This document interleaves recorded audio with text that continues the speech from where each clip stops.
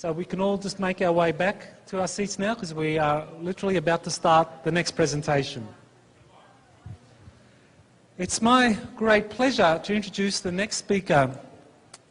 He's a scientist. He's worked as an electrical engineer in Italy. He's taught at a number of universities in Italy and Europe. A man that's very distinguished in his field. A scientist who has been trained to look at data, look at evidence with a very critical eye. And he became aware of a very unique phenomenon, something that I have not heard of before when it comes to the phenomenon of extraterrestrial contact. We have heard of many cases of extraterrestrial contact. Many people have had experiences with extraterrestrials and talked about those, written books, gone public and so forth. But we have never heard of a case like this where over 100 people, very distinguished people, some of them generals and diplomats, leading figures in Italy, Germany, other countries in Europe, had contact with this same group of extraterrestrials. And Stefano Breccia, who is our next speaker, is someone who's interviewed roughly 80 of these people who have had these contacts with these extraterrestrials that were operating in Italy, openly but secretly. And he has spoken with all these witnesses. He has taken down their testimonies. He has film or photos of what they saw, what they experienced. And also, he himself is very privileged to have had his own unique experiences with this group of extraterrestrials. But I won't say any more. I'll leave it to him to discuss all that, but I'm very pleased and welcome Professor Stefano Breccia to the Earth Transformation Conference. Thank you.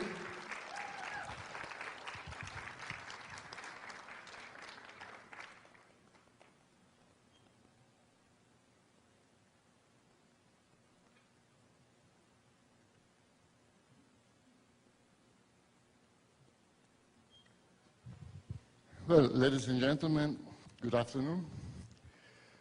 First of all, let me thank Michael Salla and his staff for the excellent work they have done in organizing this meeting. And let me apologize for my poor English. I hope you will be able to understand me. Now, let us see if this works. Okay, I will speak about a UFO phenomena named amicizia. And of course, this will be but a short survey because it is too big to be condensed in an hour or so.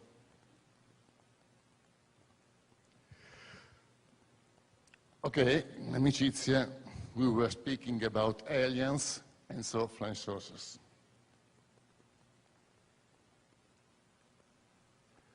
Okay, let's start. What have these words in common? Amicizia, amitié, Freundschaft, amistad, družba. All of them mean friendship in different languages, Italiano, French, German, Spanish, Russian.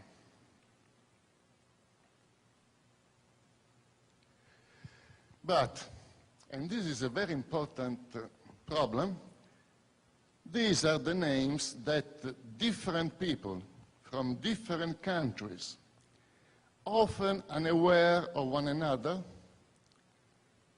have given to the same phenomenon. All of them invented the name amicizia or a variant in a different language. That is, people from Italy, Switzerland, Germany, France, Siberia, Argentina, and Chile, as far as I know, all of them have given the same name to the same experience. The contact with human-looking entities proceeding from outside our Earth. I underline human-looking entities. They were totally human. The main character within the Italian group of Contattis has been a psychiatrist, Dr. Bruno Samaciccia, who died some years ago. And here is Bruno. In Montesilvano. Montesilvano was, in those times, a small village in the north of Pescara. Pescara is a larger town in the center of Italy on the Adriatic Sea. Bruno had a dog, you may see it here, who had been named Dick. And also this dog, strangely enough, had a role in the history of Amicizia. Bruno, not Dick, has written more than 100 books, mainly on religious subjects. For instance, this is a treatise on the Christ Passion, the Christ sacrifice.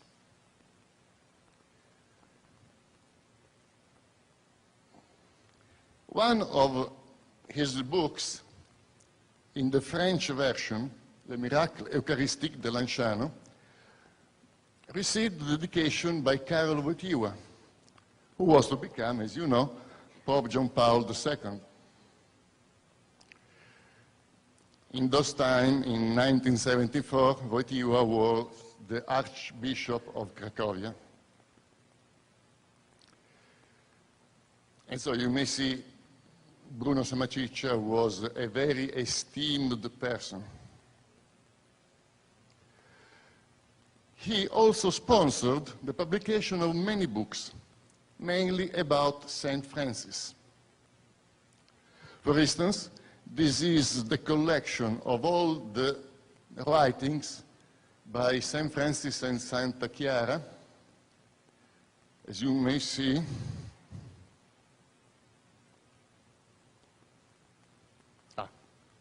I've done something wrong.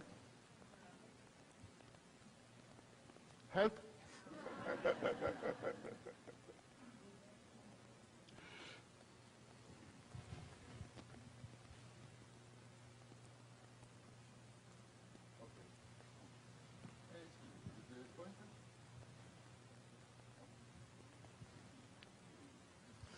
As you may see here, this book has been edited by Bruno Samaciccia. It's been printed thanks to Bruno Samaciccia.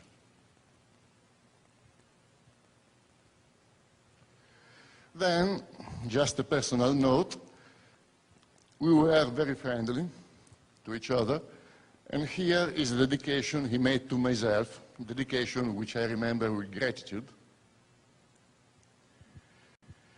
To my dear moral son, Stefano Breccia, I wish that the eternal light of God shines over him forever. Bruno. Well, so there was a history of contacts between a group of aliens and a group of Italian people. Samaciccia found a name for his friends from outside, because typically these men were not using proper nouns. And so he named them W56. W means double victory. In Italian, the letter W is read double V. So it is V plus V. And 56 has been the year when this experience began for him.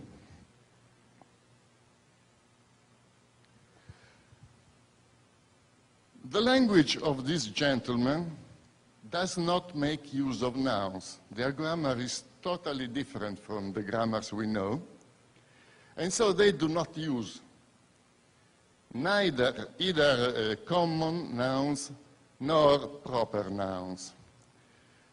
So the W56 has been a name that they received by Samaciccia. Anyway, they were remembering that in very remote past, over this earth, they had been called Akrij. I have made some research and found that in Sanskrit, that word that you see there is pronounced Akrij. and means the sage old ones. In the same way, in hieroglyphs, so ancient Egyptian, that name has the same pronunciation and the same meaning. Just because of the Egyptian grammar, as it is a plural, it is read Akrij.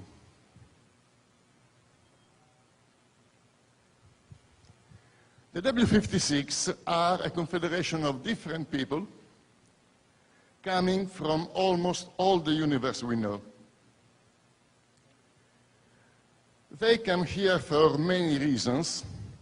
One of the most important ones is that to them, Earth has a mystical meaning. They maintain that our planet has been one among the only 50 planets in our galaxy where life has been born. Just imagine how many billions of stars there are in our galaxy, how many billions of planets are there. Well, only in 50 planets, they maintain, life has been born. Our Earth has been one of these 50 planets, and therefore it has a mystical meaning to them. Moreover, they were stating that our planet is one among the most beautiful all over the universe, and we can't but agree, of course.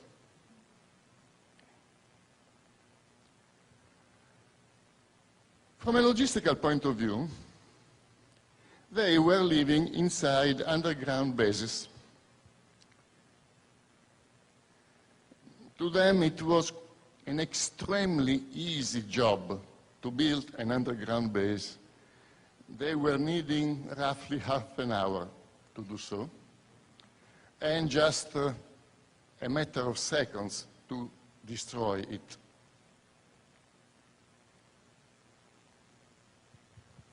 But as many among them were totally human-like, they were living among us, within our society, often holding high-level positions inside it.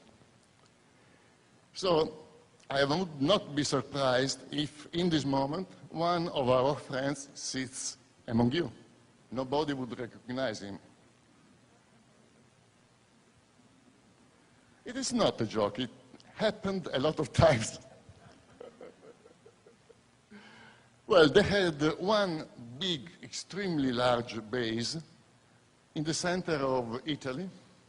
It was some 20 kilometers under the surface. But of course, they had a lot of smaller bases at lower depths. The large base went from, roughly speaking, Rimini down to Ortona, that is, say, 200 kilometers in length. From the center of Italy to the center of the Adriatic Sea, some 100 kilometers or so, and the roof was 300 meters. To the point that inside such a huge structure, there were meteorological conditions, and very often it was raining inside because of the huge amount of air that was contained. Who knows why? I do not know why. Italy has been chosen by them as their reference country,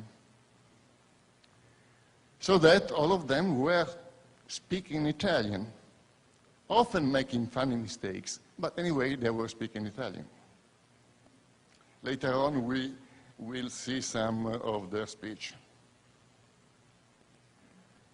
Of course, there were other bases in the other countries they were interested in.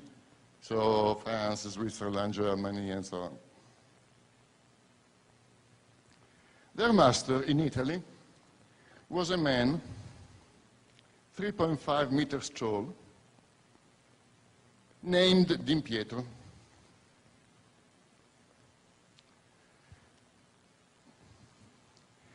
This image is a Polaroid photo and shows Din Pietro appearing via some kind of remote control on the back of one of the Italian members of Amicizia.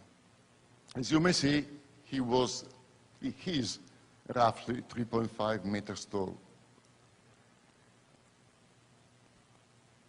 Nevertheless, even being as huge as that, he was often walking our streets without too many problems. Din Pietro, indeed, was very fond of our way of living, and I should say the ancestral Italian way of living. Okay, as I was telling before, as strange as it may look, he was used to drive a white and blue Citroën DS. With the front left seat missing, he was sitting directly on the back, of course.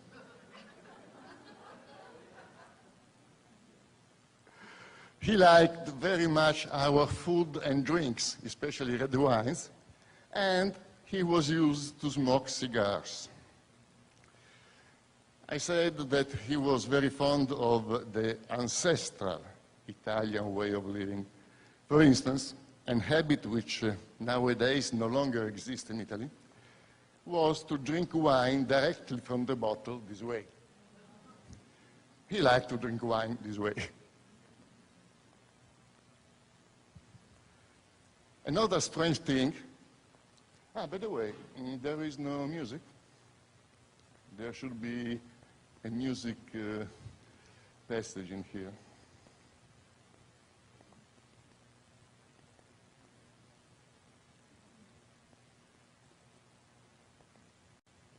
Okay, in this case it's not so important, but later on it should be important.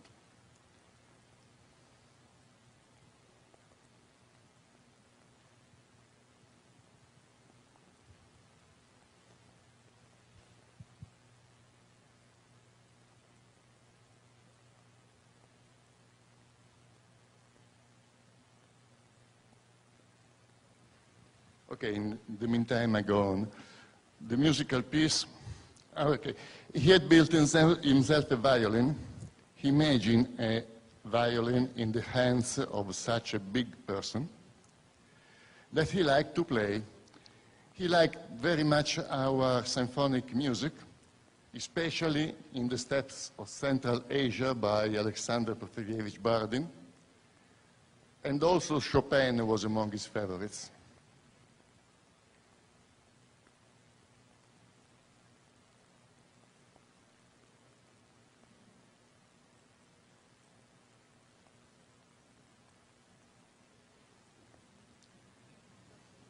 Technology is always a problem.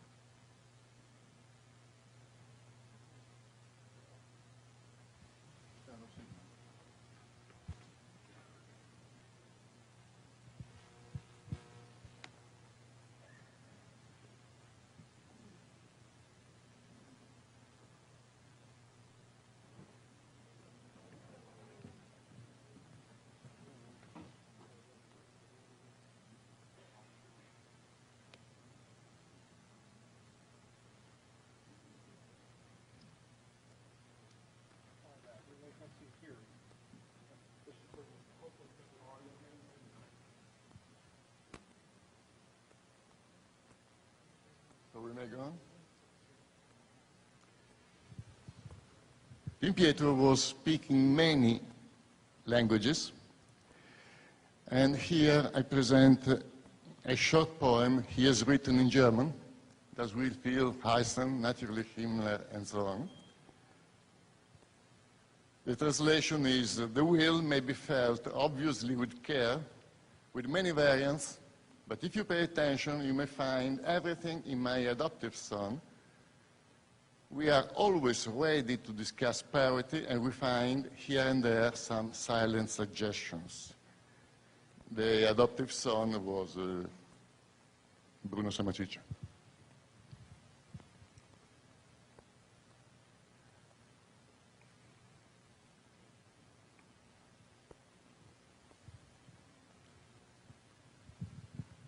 Well, in this contact, the role of Earthlings consisted mainly in supplying the W56 with food and metals. And both were difficult problems. With metals, they were requiring even radium that in those years, and even today, it is illegal to purchase and sell radioactive materials. Moreover, the W56 were asking Earthlings to act according to their requests. At times, they were needing even exotic substances, and this has been really a problem with the strontium niobate of barium, which I had been asked to find, and I've been able to find it in Germany. The problem was the strontium niobate of barium in those years had no practical application, so it was not produced by any chemical industry. Today, it is used in the technology of video cameras. And by the way, also the strontium niobate of barium is a radioactive material. In addition, Bruno has been providing 2 trucks per month full of fruits or fish. Most of the times it is on expense because the other members of the group had been contributing only at times when they had the possibility to. So for Bruno, this story has been a huge expense. For instance, he had also to build a very large villa on the outskirts of Montesilvano, north of Pescara. This villa has been designed by our friends. They decided how it was to be built, how many rooms there should be there, and so on and so forth. And this is the building. Really building which was meant to be used as a center of instruction.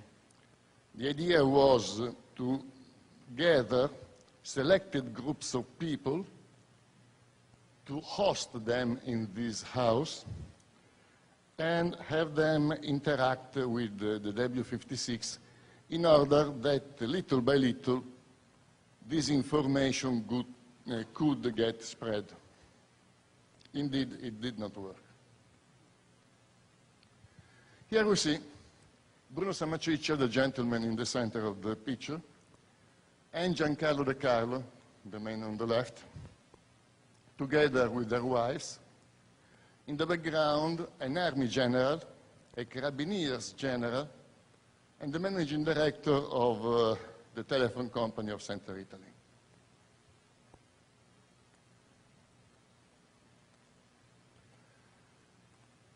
Gaetano Tamburrini Orsini is the Carabiniers general who decided to write a book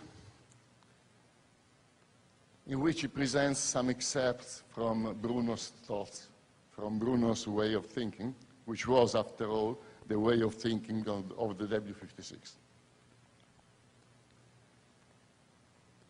Of course, there were continuously contacts taking place, and many were the ways this happened. The most common was via telephone calls, in both directions.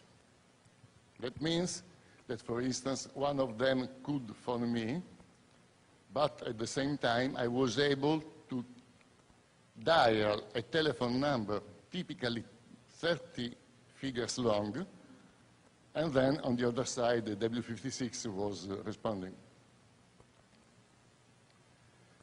superimposing over normal radio or TV broadcast. That means that you had a radio set tuned on some program.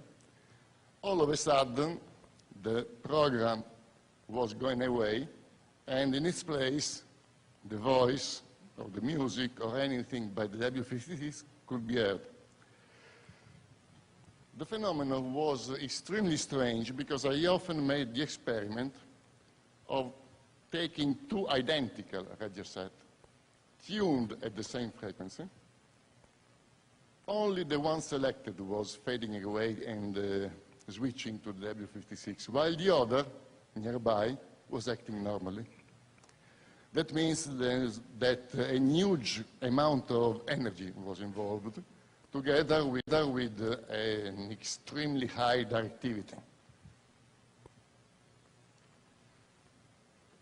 Then they were making use of the then native messaging technology via remote computers.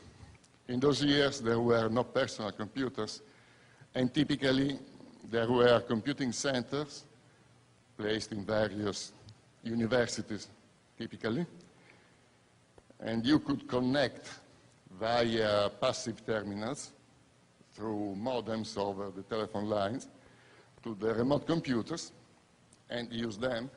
And in this structure, there was also a messaging technology very, very rough for those years, very advanced for those years, very rough as seen with present-day eyes. And of course, via face-to-face meetings, which were extremely frequent. Okay, let me stop one moment to comment a very strange story that has seen Bruno Sammaticcia involved, and it was a supposed swindle. Bruno Sammaticcia has been condemned in a trial, in a tribunal, because he would have extorted a huge amount of money, say, roughly speaking, $100,000, from an elderly couple. And over Italian newspaper, many articles have appeared because I remember Bruno Sammaticcia was a very well-known person in Italy. This is one of the articles. This is another one. You see in the caption on the top, they believed in the healing capabilities of a Martian who was able to enter radio broadcast.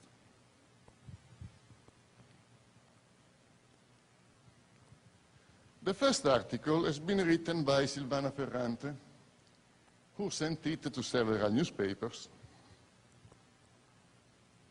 She had been an attorney, but then she gave up, starting writing articles and detective stories. When I wrote her asking for details, she never answered my mail.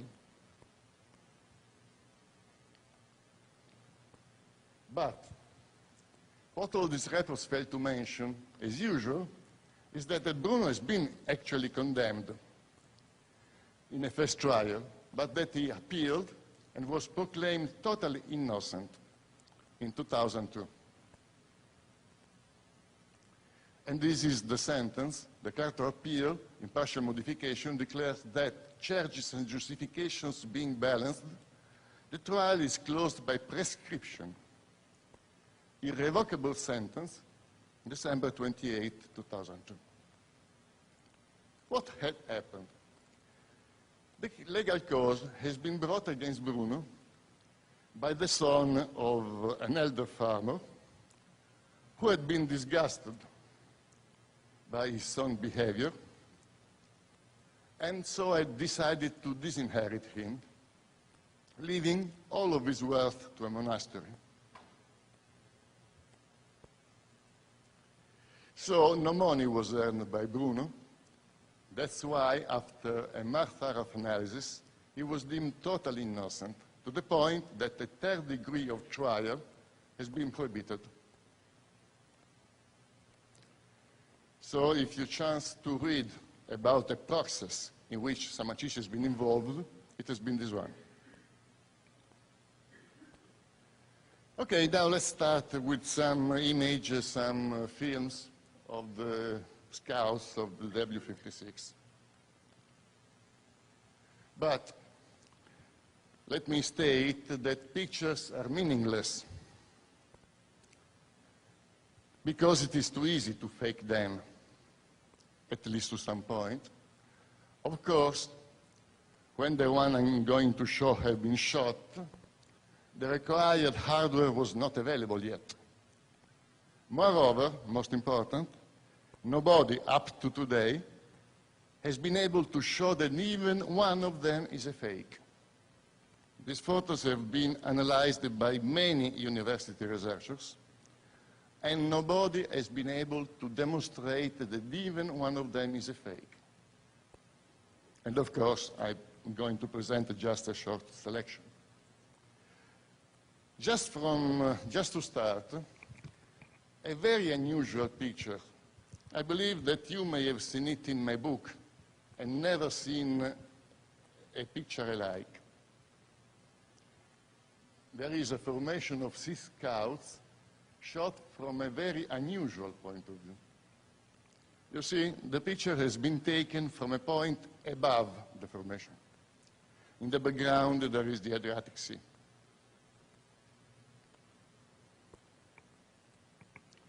As you see, the sun was on the bottom of the picture. And the scouts are in a rather triangular formation. Then in Pescara, over the central restaurant Il Gabbiano. The restaurant is the one on the right side. And we are on the seashore in the very center of the town, as it was many years ago.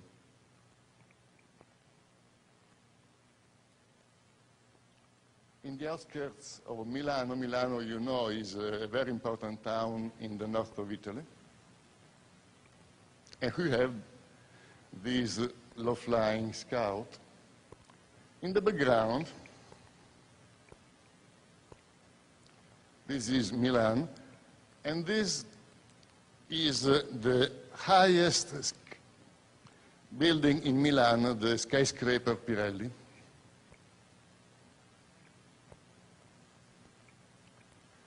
A sequence of images shot over Pescara, 27th of September, 1957.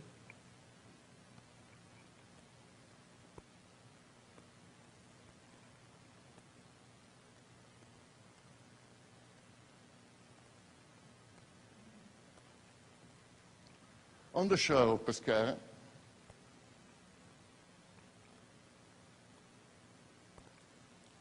near Collorlando, which is a small hill sitting on the west of Pescara.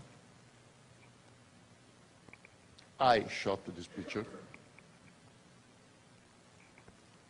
Then two other pictures I've shot in the 60s, just south of Chieti, which means southwest from Pescara.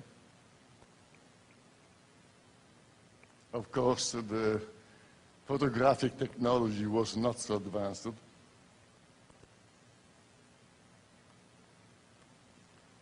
Okay, that structure on the left is a tree. Now, please remember the skyline and that peculiar tree. Last year, I shot a picture from under the porch of the house where now I live in Chieti. This is the picture. Most houses weren't there 50 years ago, but the tree is still in place. Note how strange this has been. In the 60s, I was wandering in the country around Chieti, and there was nothing. It was just plain country. Many years later, I live in a villa that my wife, that at the time did not know me, had built in the very same place from where I shot those two pictures. A landing in Montesilvano against north of Pescara. Actually, these pictures show a landing. That means a scout that tries to land in a field. Actually, these pictures belong to two different sequences. The scout is very similar in the two instances. The second sequence has been shot in Troeno, north of Milano. Who knows why somebody has mixed the pictures from the two sequences. Many pictures have been lost, and so now we have been left only with these pictures. Okay, here's the scout approaching from the west.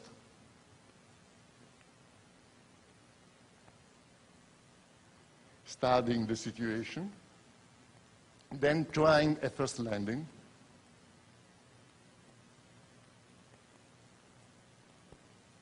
Okay, here is trying to land.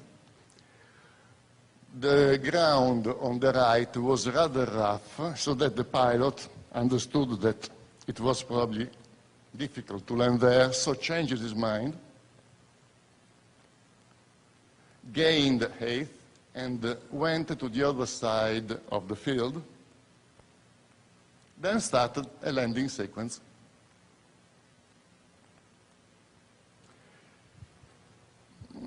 The last picture I shot was showing the craft on the ground, but also this picture has been lost. Now, Roseto, north of Pescara, 3 scouts making aerobatics. Then the building of my company, in those times under construction. You see, my company was on the outskirts of L'Aquila, and this was the building under construction. And in the moment I shot this picture, an object passed over the construction. The speed of the shutter was 1/60th of a second. So imagine how quick that object had to be. And as you may see, while moving, it was bubbling, so that at times it was reflecting the sun, at times it was not reflecting the sun, according to its position.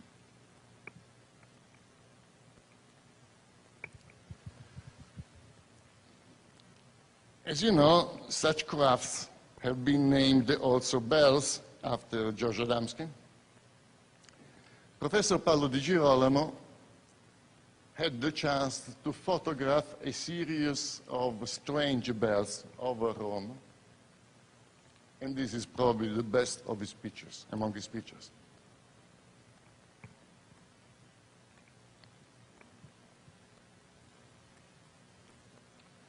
L'Aquila, from my house, the scout is the small black object on the right. Then on April 15, 1962, La Domenica del Corriere, one among the major Italian magazines, presented this cover.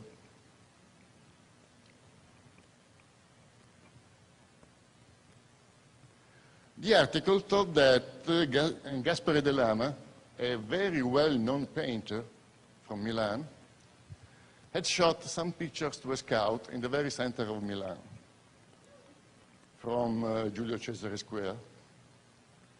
Here is one of his pictures. You see the scout is that object on the left. But very few people are aware that there is also a film of the event. A film that I am going to show in public now for the first time all over the world. Let's see if it starts. Okay, it starts. It doesn't show anything exceptional, but how erratically the scout is moving, and on the base, at times you may see the houses of Pescara, chimneys, of Milan, excuse me, chimneys and the like.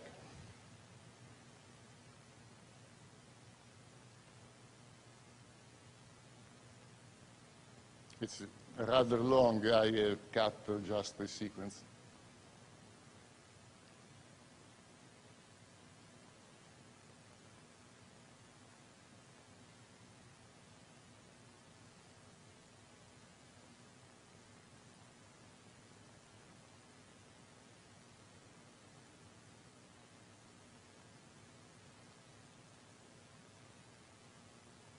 Okay, and so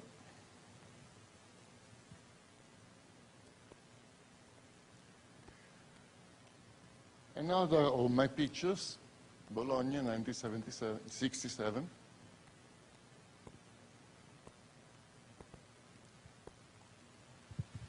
Alfredo Benni is a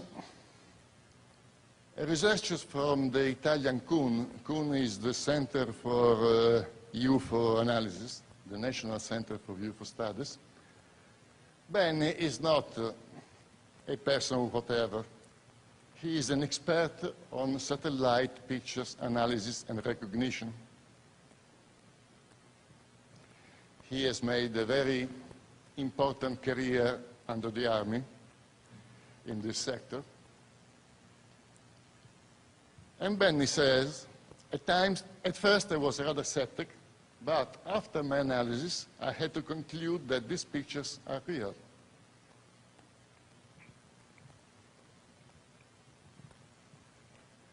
Garofalo, another analyst from University of Pisa, everything makes me believe that these images are true. Okay, of course, here I present persons who express positive opinions. I do not present any negative opinions simply because there is none of them. Nobody sufficiently expert on the problem who analyzed these pictures has been able to show that even one of them is a fake. This is a funny film. It has been shot through an open window in Milan. Okay, there is the usual scout going mad in the sky over the houses. At a certain moment, you will find an unforeseen character. Here it is. There is Dick, the dog of Samachicha, who is participating to the stage. This dog has been actually extremely important in this history. Okay, let's stop here. Then let's change the visual for a moment. Let me speak about the Rocca Pia, because in my book I often recall the Rocca Pia. It is a place that has been very important in this story, and probably it is important even today. And so from time to time I like to go to the Rocca Pia and spend some hours around it, so often with friends with me. The Rocca Pia is an ancient castle built by Pope Pio IV in 1560 on the top of a hill on the outskirts of Ascoli Piceno, center of Italy, north of Pescara. And this is the main entrance as it is today. The following image is a fake that I made to show what I have seen the first time I went to the Rocca Pia. I was on the outside of the castle, and all of a sudden a flying saucer appeared from the backside.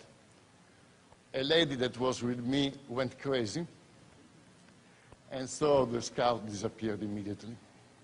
I repeat, this is a fake.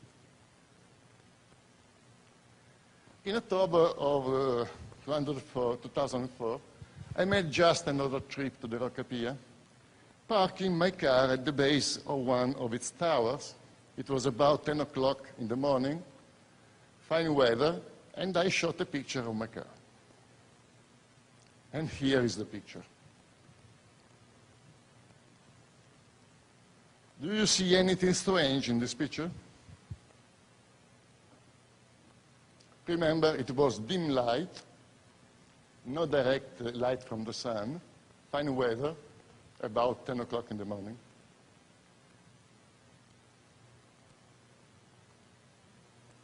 Any ideas? Pardon me? I don't understand.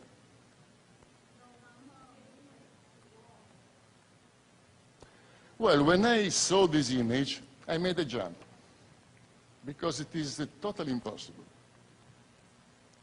The plate of my car is the most vivid object within the picture. You've seen a white rectangle, yet there was no source of light aiming at it. My car was dim light, no reason for it being as light as this. You see how lighted it is. Yet there was no source of light aside the diffused light, because we were in the shadow of one tower. Then I have taken the negative, because it is an analog picture. I found a professional scanner, 64 bits per pixel. I have scanned this image through a microscope. Then, you know, I've been teaching computer algorithms for computer graphics at the university for 20 years, so it is my job to do things like that. I found peculiar algorithms. I wrote programs to do the job, and in some way, I've been able to make visible the characters on the plate, of course in false colors. Well, this elaboration shows that the plate was not just a white rectangle over the image.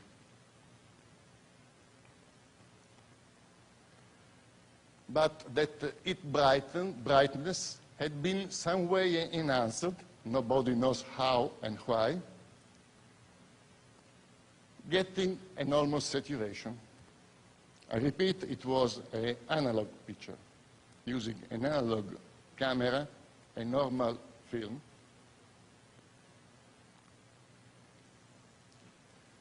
In another occasion, I got once again to the Rocca Pia with a friend of mine and shot him a picture, this time using a digital camera.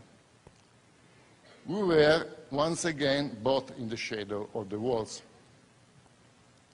And this has been the result. You see my friend in the center and those strange luminous effects. I had a digital camera so that I could see immediately the result of the picture. And having seen this strange effect, I shot immediately another picture, maybe some 20 seconds later. And this is the second picture, obviously in the very same luminous conditions. And now, nothing strange appears. We were in a very important spot, in a spot where years before, a passageway could be opened to enter the main underground base of the W56. In all evidence, some activity is still going on, because these pictures have been shot a couple of years ago. So. Then, last year, I made just another trip to the Rocca Pia, this time with some old members of our Amicizia group. I repeat, Amicizia started, roughly speaking, in the 50s, and is probably going on even today. So many of the charities involved are now elder persons. One of them got touched. He asked me to eliminate his face from this picture.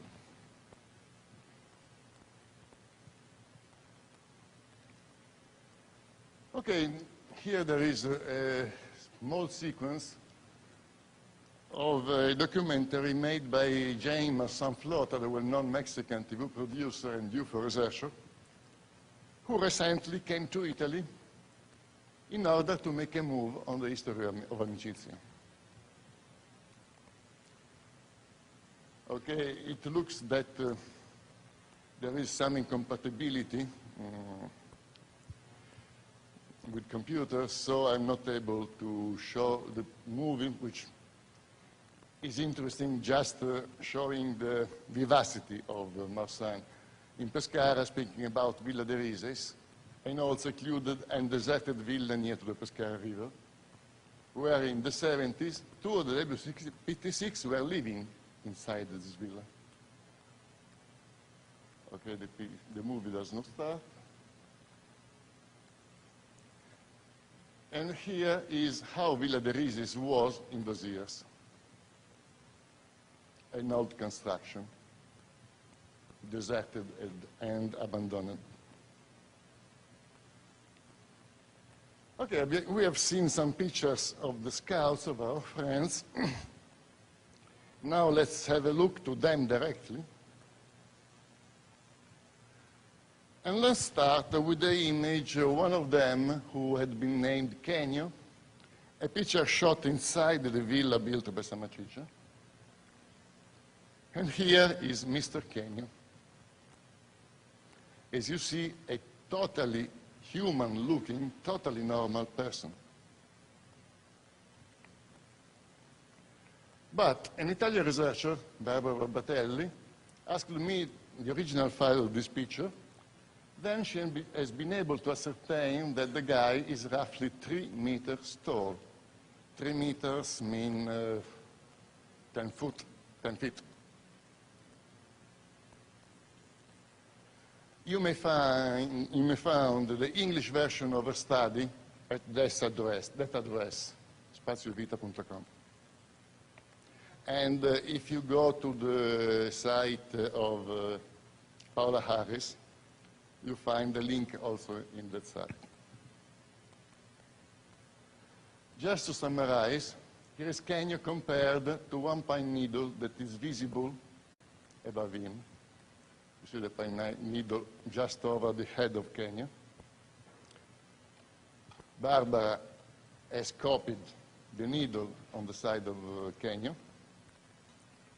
And knowing that pine needles are roughly 15 to 20 centimeters long, it is quite easy to find out that the total is above 3 meters.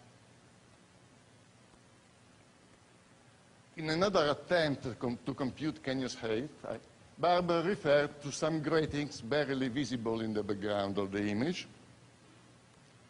Then, using Google SketchUp, she has been able to confirm the previous height. Using that software, she has also been able to show us how a normal human would look in front of Kenyo. Of course.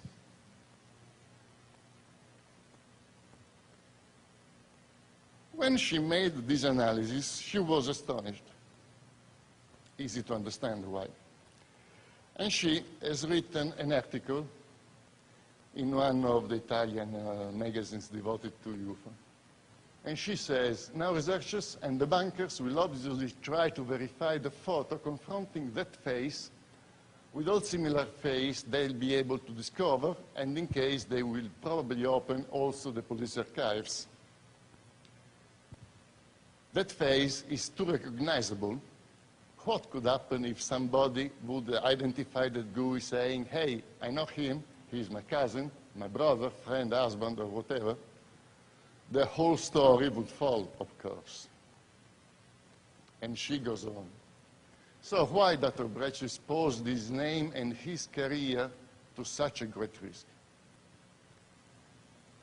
Probably because he is totally certain that the person portrayed in that photo was not from this earth. Area 51, number 22, July 2007. They were not always as tall as that. More often than not, they were of average age. And this is a normal, human-looking person. Let's speak a bit about the picture on the cover of Mass Contacts. Here it is. Actually, it belongs to a group of images, each one of them composed of 2 different half photos joined together. I know who has made this strange operation, but as this person died many years ago, I do not know why he did this strange thing. another picture from the same sequence, it is evident that it is made of two different half pictures. If you look carefully, you would find a very strange kind of alien with 3 arms.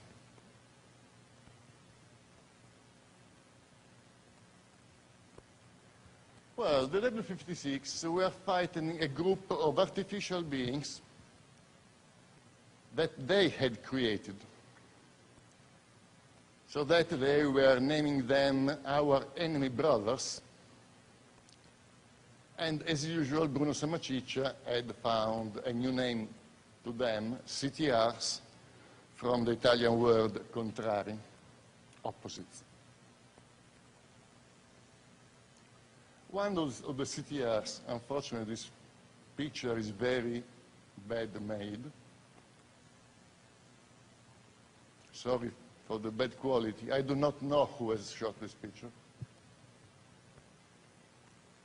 And one of their scouts, in this case I know who is the author of the picture. It has been taken in the north of Rome in an old archaeological structure that is a very ancient Etruscan town, Veio.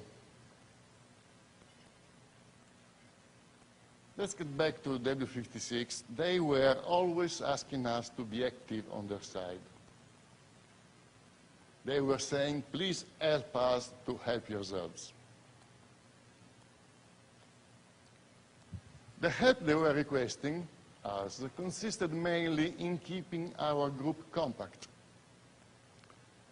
That was more important than what may look from these words. To them, indeed, the cohesion among people was not just an abstract concept, but an actual living entity that they were calling Iuredda.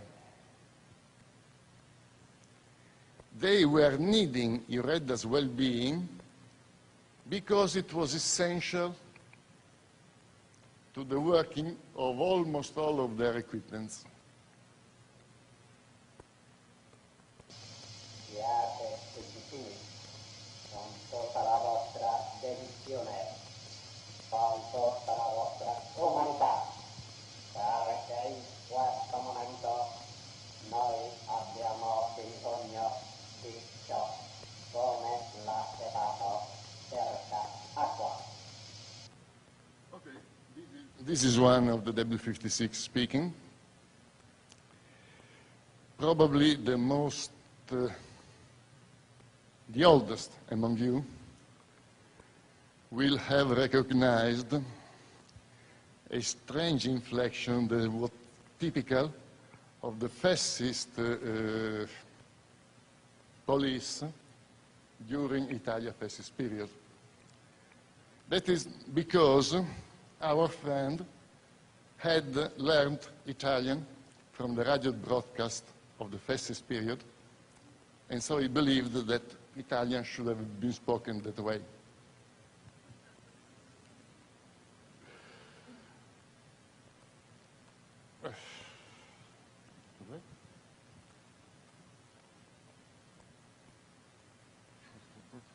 How may I start the second icon?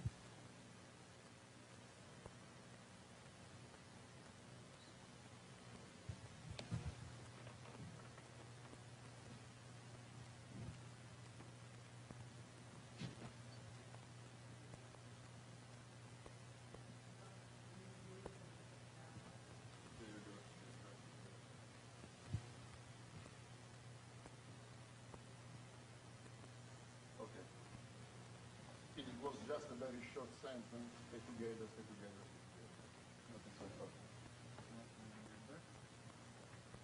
Okay. Often they were also witty.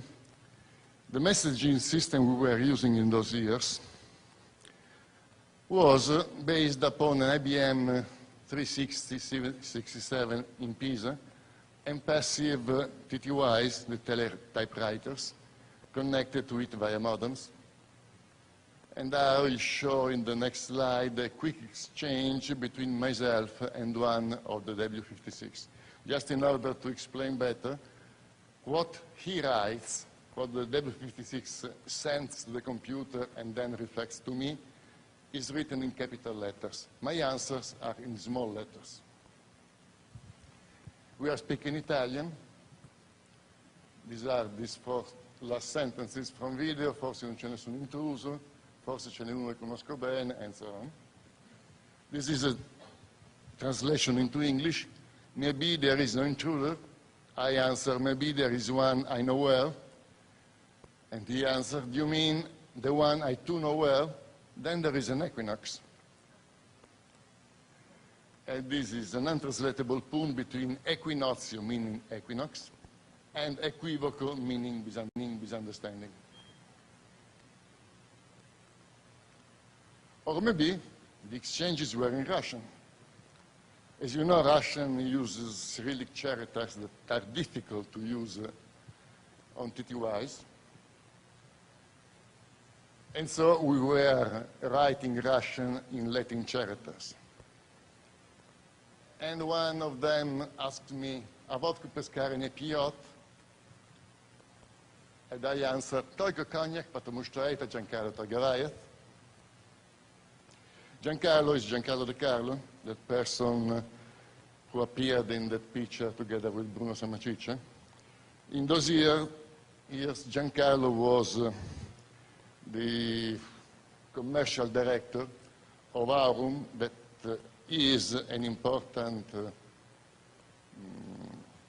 company that sells liquors and spirits. In those years, Aurum was trying to put into the market a kind of cognac that did not go too well. And so my interlocutor answers, imagine that. Arzenta ето D'Annunzio создавил,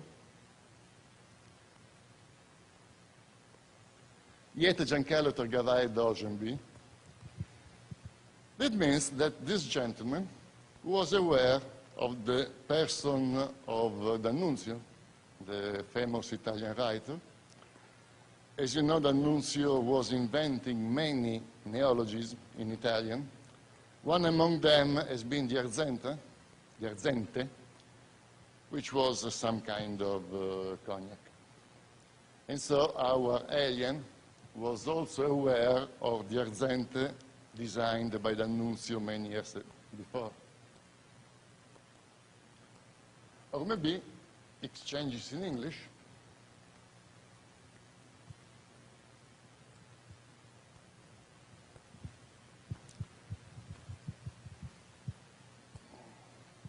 The last sentence, crazy like drunken crazy cats, has become a popular way of speaking.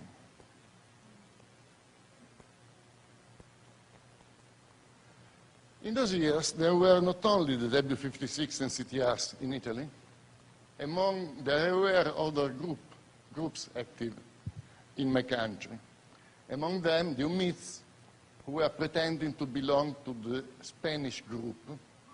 Indeed, I do not believe that that is true. Of course, the CTRs, a strange group, the Elta V, interested in computer music. Then the UTI, a kind of cosmic police at a higher level, who were taking actions against their friends when they were passing limits. So there was also a kind of police superintending to their activities. Okay, some examples of their voices. Before we have heard a person who could be easily taken for a fascist gerarcha. Now, a person speaking Russian. Again, how is possible to start the sound? Start the sound.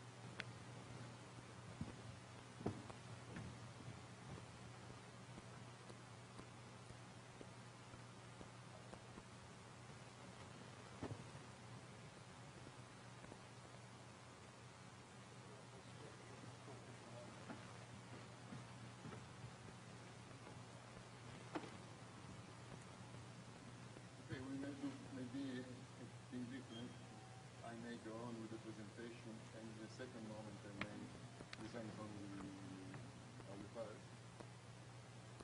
Okay, so now for the moment, let's suspend the audio.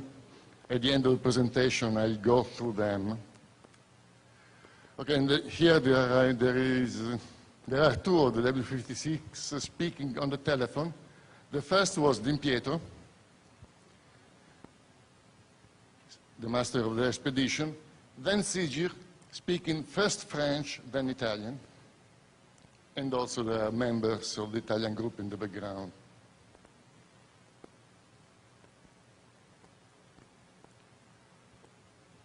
Okay, Di Pietro has made the calembour in Italian difficult to translate into English. He says, non tradite la nostra realtà, do not betray our reality, e neanche la nostra lealtà, nor our loyalty. Then there is a very long wireless communication, 23 minutes long, very garbled in its first part. A W56 speaks who had got the name Gallarate, from the name of an Italian village. And during this transmission, there is Giancarlo that makes a short comment in the background.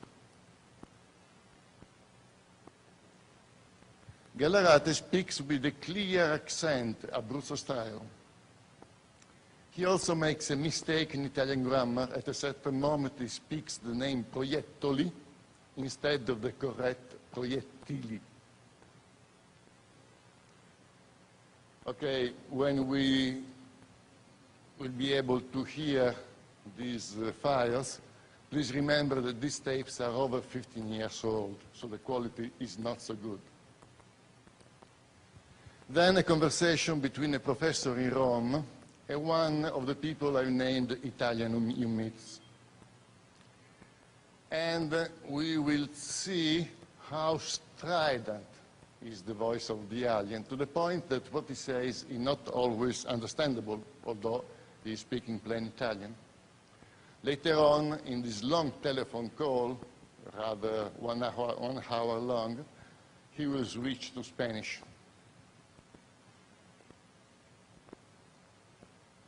In the end, an interesting telephone conversation between myself and Suola, a girl from the group of Italian myths. Following a previous request from my part, she is addressing me in her native language. When I received this telephone call, at first I was confused, and I was believing she was speaking Russian, and so I started answering in this language. After a while, I understood that she was speaking her language, and so I started laughing. Nevertheless, I went on continuing speaking Russian. Some example of their writings and drawings. This is an example of the writing of their main language. It is an ideographic language. There is no definite sense of reading. They were saying that the message should be taken at the same time from all over the image. That's another kind of language. That's a drawing, a very strange overdrawing. Oh, this is very interesting, and unfortunately, we will have to hear it in the batch way. A friend of mine, living in a town not so far from mine, has put up a meteorological station that records the environment situation and sends its data into the internet. Among other devices, there is a webcam that records sounds and images outside his home. One Sunday morning, he phoned me telling me to connect to the internet and to listen to the strange sound generated, who knows how and why, by his webcam. And for over 1 hour and a half, I heard awful noises. And here I present a short excerpt. Okay, in 2000, I had made a presentation on fractal analysis, you know, a very strange kind of mathematics. This presentation was for an audience of mathematicians from the University of Novosibirsk. In that occasion, I presented also some examples of fractal music I had generated by a computer.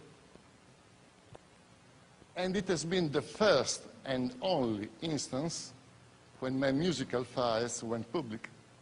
And this is one of the passages I had presented. When we listen to this, you'll recognize the same musical tones of the previous file. So, someone who knows why and how had been able to take one old musical file I had generated and not even recorded. I do not have a recording of the file. I had to run again the program to get this file, and had transmitted to a webcam in a way deliberately distorted, who knows why. Amusing. Okay, now let's go rather quickly because we are short on time. In southern Chile, some people report contacts with presumed aliens who live in a secluded island, La Isla Friendship. Who knows why, in a Spanish-speaking country, an English name. Anyway, this is la supuesta Isla Friendship. And here I presented two interviews to two among the main characters, Octavio Ortiz, a passage from an interview, okay. Ernesto de la Fuente, this is much more interesting. He is an engineer. And in this passage he says that he went into one of their bases. He found that these aliens too like to smoke puros, that is cigars, and that they hablaban en castellano. They were speaking Spanish. It started in 1985, and it looks to be still going on. And it is a history practically identical with Amicizia. Then some persons from the Italian branch, of course many of these in the meantime have passed away. Here there is Alberto Perego, former Italian consul in Brazil, together with Mario Maioli, which has been the founder of the CUN, Luz Instag, which was the secretary of George Adamski. From the left to the right, Perego, Adamski, Zinstag, and, Perego, Maioli, Zinstag, and Adamski. I was also a good friend of Perego. Here is one of his dedications to Stefano Breccia, Waiting for the Future. The 4 books written by Alberto Perego have been the first books on UFOs ever printed in Italian. And more important, they are portraying, even today, the basic concepts within Amicizia. Then the journalist Bruno Ghibaudi, former president of the Italian branch of WWF, and an expert in aeronautics.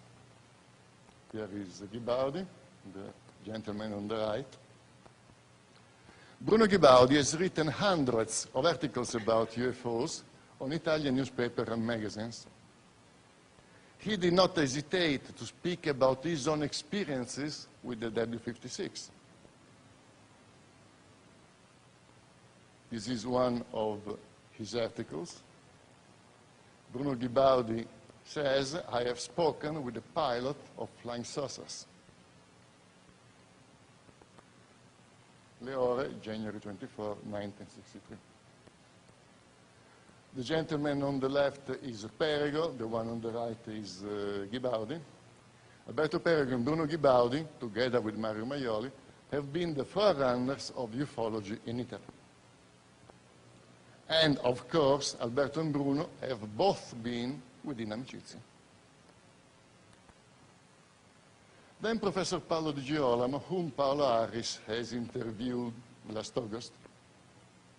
Di Girolamo on the right, obviously Paolo Harris on the left.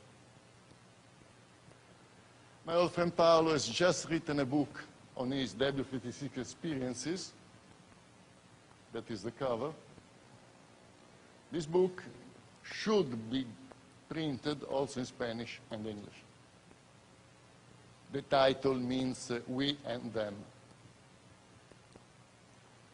Another friend of mine, the painter Gaspare Delana, a very old person, he is about 19 years old. Then a university professor who does not want his name made public is writing a book of his experiences, making use of a nom de plume. The Croatian scholar Nicola Duper is acting as a spokesman of this university professor. The following image shows Duper together with Roberto Pinotti. Roberto Pinotti on the left is the secretary of the CUN. Duper is the gentleman on the right. Then, as I too was involved, here I present a picture of myself on the shores of the Baikal Lake, together with Valery Bakalov, then director of the University of Novosibirsk.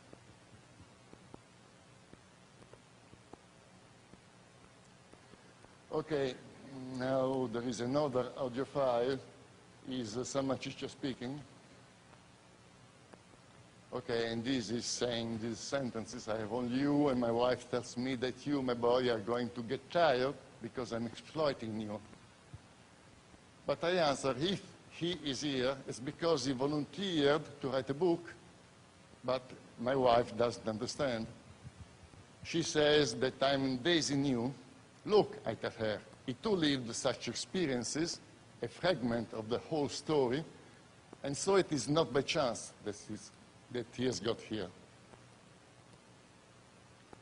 Okay, of course I'm not able to speak Hawaiian, and I would have liked to say you goodbye using once more the words by Din Pietro. And here Din Pietro says goodbye to you all in Italian.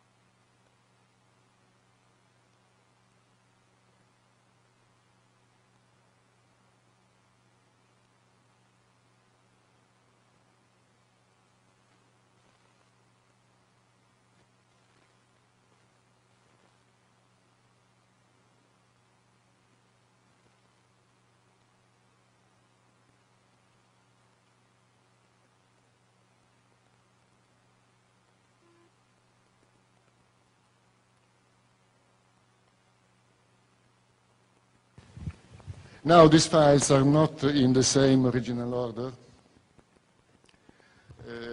We will see what they are saying.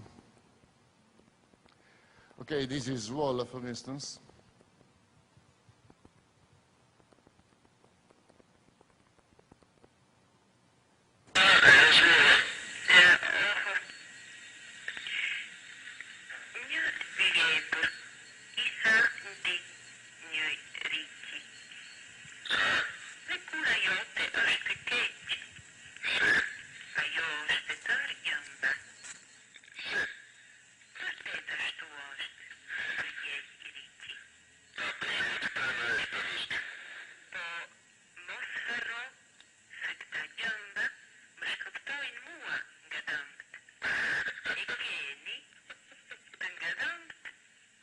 lijepa.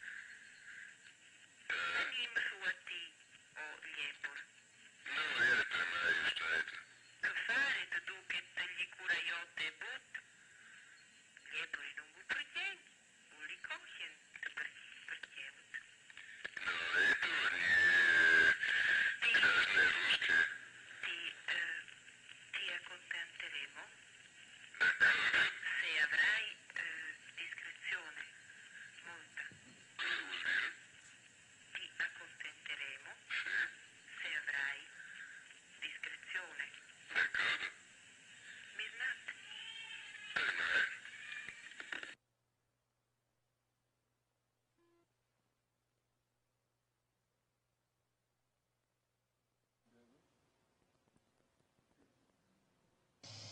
Siate sicuri, con tutta la vostra dedizione, con tutta la vostra umanità, perché in questo momento noi abbiamo bisogno di ciò, come l'ha chiamato cerca acqua.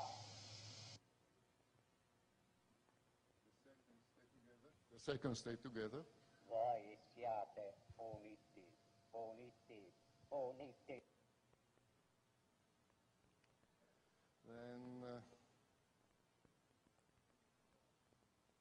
okay, this usual probably.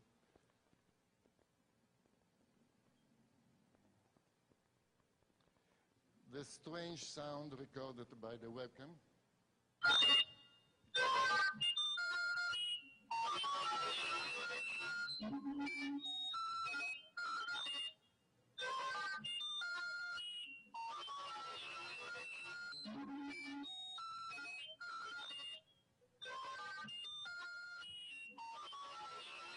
And so on. So stop. Let's stop here.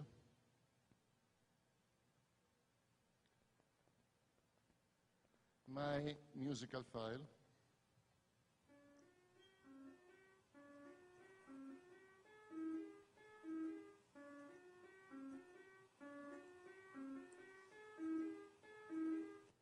As you may hear, they are practically identical. The noise file is just half a note higher.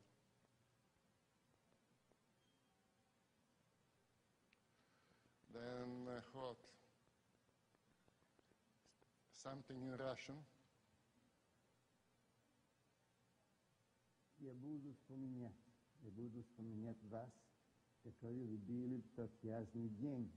Поймите, неделю назад, когда вы были в ветлом плясе, мы разговаривали, дали, еще тогда на скамье лежала белая чайка. Who knows why this W56 decided to send me this badly pronounced sentence, and years later I've been able to recognize a passage from The Seagull by Chekhov. And then Hotel Gallerate, for instance.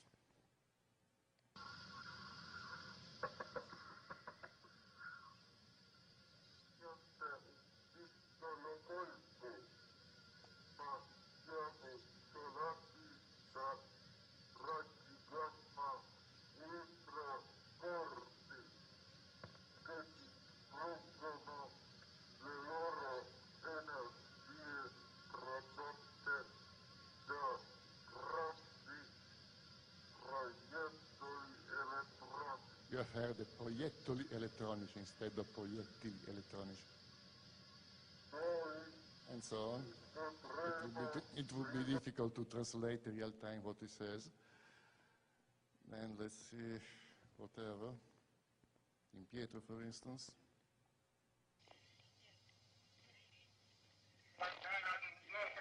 Pronto di Pietro? Saluto a tutti. Non tradito mai la nostra lealtà e neanche la nostra lealtà. Vi saluto a tutti. Sono Astra da Gesso. Pronto, Sigir? Sigir? Sigir? Senti, ecco, di un saluto a Verena, se vuoi in francese, che tu hai conosciuto la lingua, come vuoi, eccola. Ciao Sigir, mon chéri Bernard, vous êtes dans mon cœur. Oui, je comprends. Here Sigil speaking French. Arrivederci a tutti. Arrivederci, sì. Vi prego. Sì. And so on. Then let's see what else. League, friendship, symphony. Vi saluto a tutti. Goodbye to you all, by Din Pietro. Thank you.